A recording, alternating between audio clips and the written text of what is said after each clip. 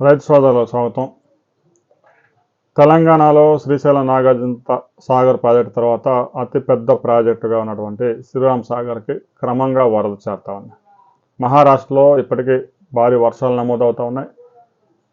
ఇక జైక్వాడి ప్రాజెక్టు నుంచి భారీగా వరద రిలీజ్ అవుతుంది. దీంతో ఎస్ఆర్ఎస్పికి పెద్ద ఎత్తున వరద చేరుతా ఉంది. తాజాగా 40,380 క్యూసెక్కుల నుంచి 63,000 క్యూసెక్కులకు వరద పెరిగింది.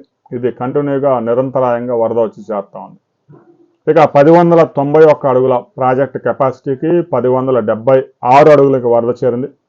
41 టీఎంసీలకి ఇది సమానం. అంటే దాదాపుగా ప్రాజెక్టులో సగం వరద చేరింది.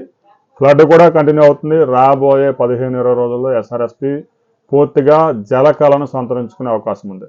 ఇప్పటికే ప్రాజెక్ట్ నుంచి తాగునీటి అవసరాల కోసం ఒక 499 క్యూసెక్లను వరదను వదులుతూ ఉన్నారు. ఇది క్రమంగా 900 క్యూసెక్కుల దాకా పెంచే అవకాశం ఉంది. ఇక సాగునీటికి సంబంధించి ప్రాజెక్టు అధికారులు, ఇంజనీర్లు ఎలాంటి నిర్ణయం తీసుకోలేదు. మరో 2 వారాలు వెయిట్ చేసిన తర్వాత ప్రాజెక్టులు ఎంత వరద చేరుతుంది అనే దాని మీద క్లారిటీ వచ్చిన తర్వాత సాగునీటికి సంబంధించి ఒక ప్రణాళిక రిలీజ్ చేసే అవకాశం ఉంది.